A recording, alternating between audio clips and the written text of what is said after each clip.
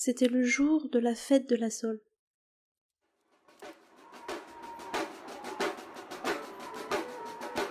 C'est une tradition dans mon village. On fête les graines de la fertilité de la nouvelle saison. Il y a de la musique et on mange en banquet pour l'occasion. J'avais 9 ans quand ça s'est passé. J'étais avec mes amis.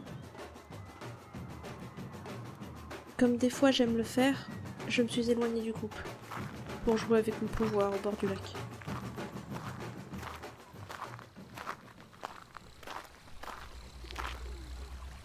Je m'amusais à modeler la terre et à bouger le fond du lac. Ça faisait des vagues. Et en regardant la surface de l'eau, c'est là que je les ai vus. De l'autre côté de la rive. Au loin, flambeaux trépidants. Ils étaient montés sur des dragoguis. Je n'en avais vu que dans les livres. Armés jusqu'aux dents, des hallebardes, des haches.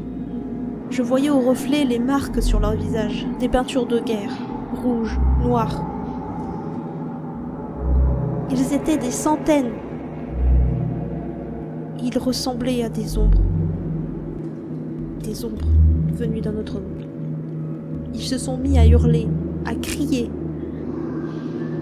avant de foncer à ma direction en traversant le lac. J'ai couru jusqu'à la place du village avertir les autres. Des monstres! On nous attaque! La musique s'est tout de suite tue. Et dans le court instant où le silence laissait entendre les hurlements des assaillants, le village s'est mis à paniquer. Ma mère a pris mes 2 petits frères et on s'est enfermés dans la maison. J'ai vu mon père prendre le massue et sortir dehors. Je me bouchais les oreilles. J'entendais des cris de terreur, de douleur, des pleurs, des gens agoniser, et j'entendais toutes les pires horreurs que la terre pouvait entendre. Au cours d'un instant, le bruit s'est estompé. Mais j'entendais le tintement de leurs armures. J'ai entendu le pas lourd, très bruyant d'un homme avançant vers notre maison. Ma mère nous a fait nous cacher et elle a pris un couteau.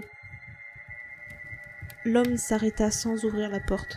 Je voyais la lueur de son flambeau traverser les planches. Elle s'intensifiait.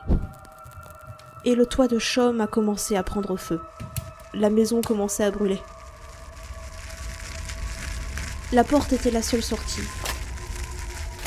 L'homme partait. Ma mère vérifiait qu'il n'y avait personne aux alentours. Elle a pris mes petits frères et moi en essayant de partir discrètement. On a réussi à faire quelques pas dehors, jusqu'à ce que Mébine s'écrie « Papa !» Je le voyais giser au sol, un trou béant dans son ventre. Ses yeux écarquillés, emplis de peur. Le cri de Mébine a averti les assaillants. On s'est mis à courir. Puis une flèche a touché ma mère. Elle s'est effondrée avec Maludi dans les bras. Je n'ai pas pu m'arrêter de courir. Mébine s'est aussi fait toucher. J'ai essayé de le tirer vers moi, mais j'ai pas réussi. J'ai atteint les premiers arbres du bois, et c'est là que j'ai vu Anselme et la guilde des aventuriers arriver.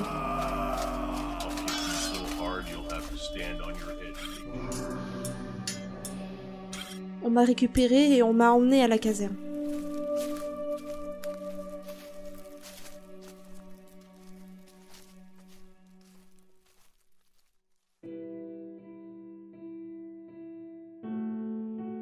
Plus tard, Balgour a été récupéré.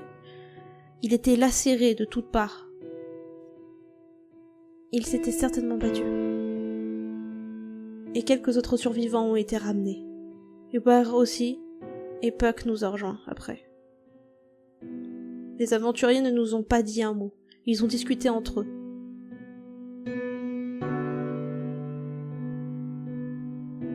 Le lendemain, Anselme et ses compagnons, je ne les connaissais pas encore à l'époque, nous a emmenés à Coronga, avec à peine quelques bandages pour soins.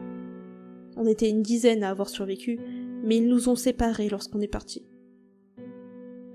On m'a dit qu'il y avait peut-être encore au village des gens qui pouvaient se cacher, mais on ne pouvait pas me dire qui. Je ne me rendais pas encore compte que je venais de perdre ma famille.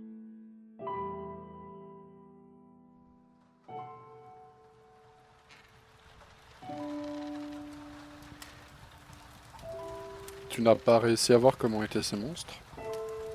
À quoi ils ressemblaient physiquement? Non, je n'ai rien vu. Ils étaient grands, forts. J'avais d'abord cru à des orques, mais pas vraiment. Non. Non, je pense que c'en était pas. C'est flou, je ne me souviens de rien. C'était il y a si longtemps. Peut-être que Puck en sait plus, il était là-bas à soigner les autres, il m'a dit. D'accord, Maniana. Et qu'est-ce que tu comptes faire maintenant? Je ne suis pas certaine. M'enrôler dans la guilde pour le moment. Mais je ne veux pas rester à rien faire.